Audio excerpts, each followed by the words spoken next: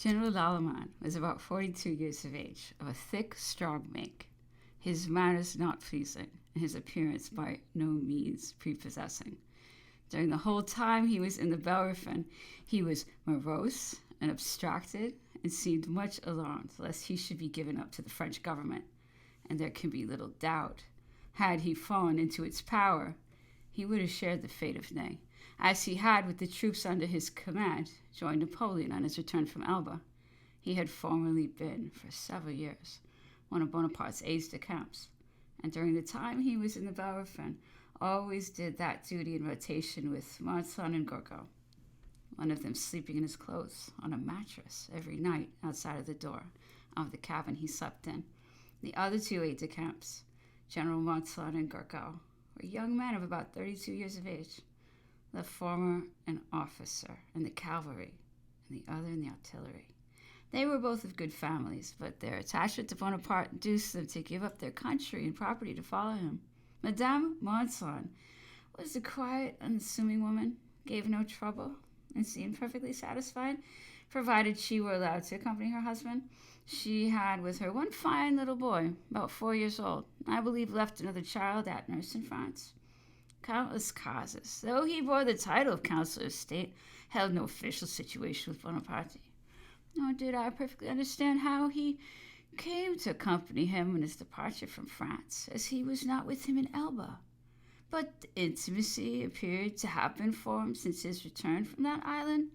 Napoleon was fond of his conversation. He was of small stature, being little more than 5 feet high, and slightly maned. He always spoke of his master in terms of enthusiasm, and resisted every application from his wife and family to remain behind, being determined to follow wherever Bonaparte might be sent. He took with him his eldest son, a quick, intelligent boy of 13.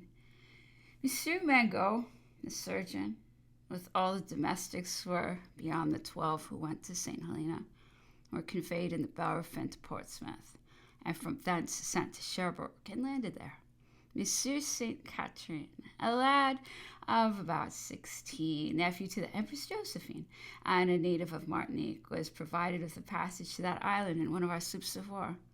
Captain Poniatowski, a Pole, was allowed to proceed to St. Helena some time after the Northumberland sailed.